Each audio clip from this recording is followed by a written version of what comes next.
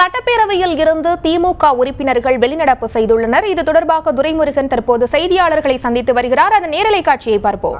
அவர்கள் எழுந்து நீங்கள் 2006 இருந்து ஒவ்வொரு தேர்தலையும் படியுங்கள் என்று கேட்டார்கள். உங்களுக்கு சாதகமான வருஷங்களை மட்டும் நீங்கள் குறிப்பிடுகிறீர்களே, 2006 இருந்து நீங்கள் எல்லா தேர்தலையும் பற்றி விவரங்களை, ஓட்டு விவரங்களை தெரிவிக்க முடியுமா என்று கேட்டார். இதுல என்ன தப்பு இருக்கிறது? ஆனால் உடனே நேரடியாகவே அன்பழகன் அவர்களை பார்த்து கோமாளி மாறி பேசிக் கொண்டிருக்கிறார், பபுனை போல் பேசுகிறார் என்று அங்காடியிலே பேசுகிறவனை போல் சட்டமன்றத்திலே பேச ஆரம்பித்தார். அப்படி கோமாளி என்று சொல்லலாமா என்று நாங்கள் கேட்டோம். கோமாளி என்று சொன்னால் நாளைக்கு வேறு மாதிரி வார்த்தைகளை எல்லாம் பிரயோகப்படுத்துவார்களே என்று சபாநாயகரிடத்திலே சொன்னோம். ஆனால் கோமாளி என்பது ஒன்றும் அன்பார்லிமெண்டரி அல்ல என்ற நிலைக்கே வந்துவிட்டார்கள்.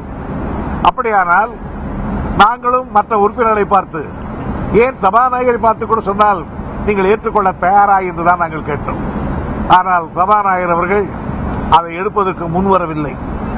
அது அடுத்து சரி, அதிகம் பொறுத்துக் கொண்டு கொஞ்சம் பேச்சுவார்த்தை பேச ஆரம்பித்தார். அவர் என்ன பேசுகிறார் என்று பார்த்தால், எடுத்த எடுப்பிலேயே இலங்கை பிரச்சனையிலே திராவிட முன்னேற்ற கழகம் பெரும் துரோகத்தை இழைத்து விட்டது என்று அவர் சொன்னார்.